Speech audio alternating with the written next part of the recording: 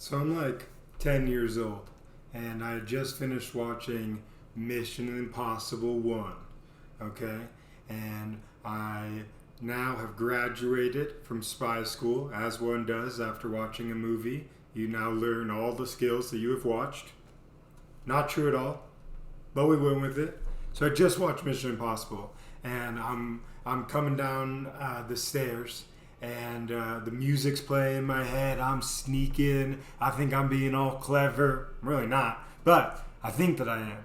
And I hear my mom on the phone talking with a tow truck company, stating that she's locked her keys in her car and she can't get in, and that someone needs to come out and do it. And she's on the phone with an actual company to get this handled, but in my head, Mission Impossible head, what I hear is, if you choose to accept this mission, my keys are locked in my car.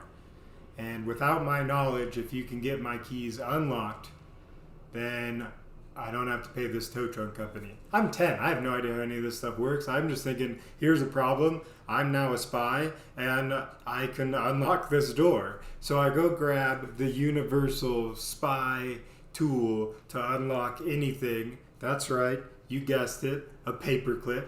So I go to the junk drawer.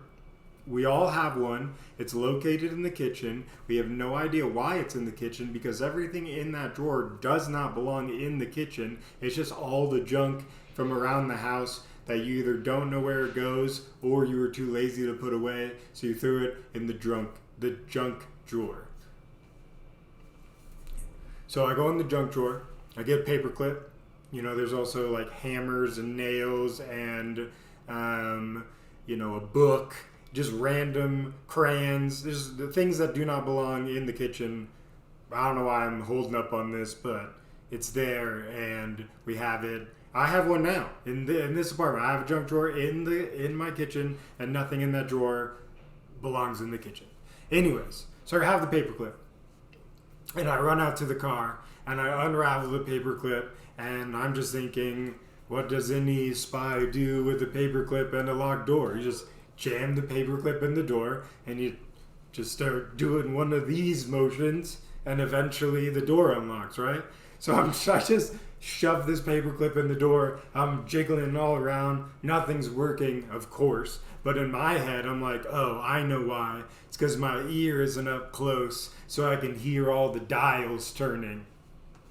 So I put my head in. I'm wiggling. Nothing.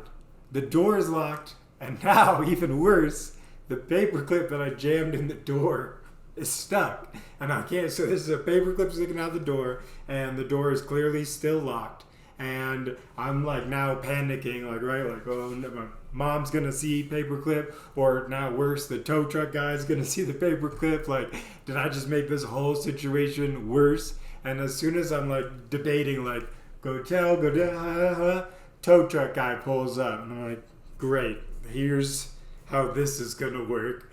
And so he comes up to the car, and I'm like, when you're a kid and you see somebody you don't know, you just panic and run to your parents. Be right back. And I ran and, got my mom, and I didn't tell her about the paperclip. I was like, hey, the tow truck guy's here.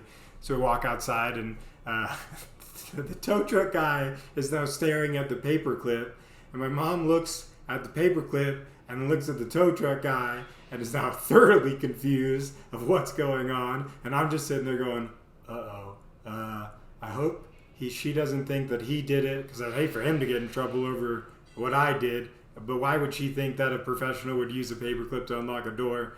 Not my thing.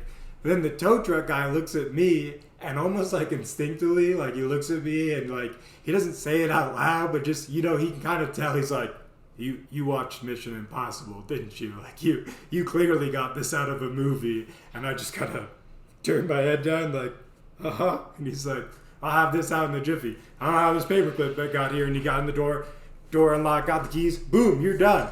And I was like, all right, cool. Not trying that again, or am I? Sometimes you just got to do it, And movies give us really bad ideas, sometimes good ideas. You know, I remember another time where I had just watched Fast and the Furious. I know as soon as I say that, nobody's going, well, he clearly didn't learn the lesson the second time around either. No, I did not. Because not only was it that I watched Fast and the Furious, I had watched Power Rangers Turbo. They all get in cars for some reason. It's shifting the turbo. I don't know why. And I was learning how to drive. My dad was trying to teach me how to drive in his truck. And he had a manual transmission. I had never done a manual transmission at all in my entire life. But I'm sitting in the parking lot and I'm in this truck, and for the first time, because I'm driving a truck I'm driving with actual like gear shift. So I'm thinking, I'm Fast and Furious / turbo power over here. So I'm sitting in the truck and I don't understand the whole clutch thing. I just thought it was this nonsense. So he told me about the clutch, of course, but I just thought, oh, it's all in how you do, and then you just got to move. It's a quick shuffle of the feet and a lot of this action. I stalled that truck out more times than I care to admit. And not only that, after about, I don't know, probably 5, maybe 10, I mean, my dad was, of course, very nice, but after a moment, he was like, okay, you're going to ruin the transmission of the car if you keep this up. Like, this is not, you're not Speed Racer, you're not in a Corvette, this is a truck, and this whole foot nonsense, you know, you're not the Karate Kid either over here in the driver's seat. Like, calm down. It's a shift, and I still don't know how to do it. I was just about to try and explain it. I still don't know. But, you know, what are you going to do? Movies are movies, and that's all I got.